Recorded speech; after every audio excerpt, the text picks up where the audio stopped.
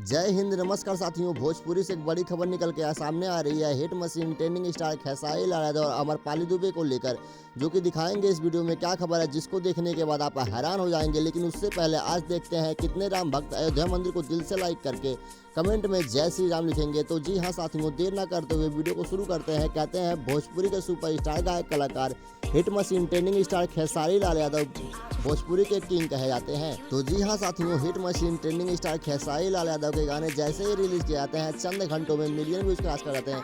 लेकिन hit machine trending star Khesari Lal Yadav और अमरपाली दुबे का एक फिल्म आया था, जिस फिल्म का नाम था आशिकी। आशिकी फिल्म का एक गाना टूट जाई राजा जी सावन पाल के ये गाने पर 150 मिलियन व्यूज क्रॉस कर चुका है। और इस गाने से कितनी कमाई हुई है ये भी दिखाएंगे। लेकिन उससे पहले आप लोग hit machine trending star Khesari Lal Yadav और पावर स्टार पवन सिंह में किसके फैंस हैं, कमेंट बॉक्स में जरूर बता दीजिए।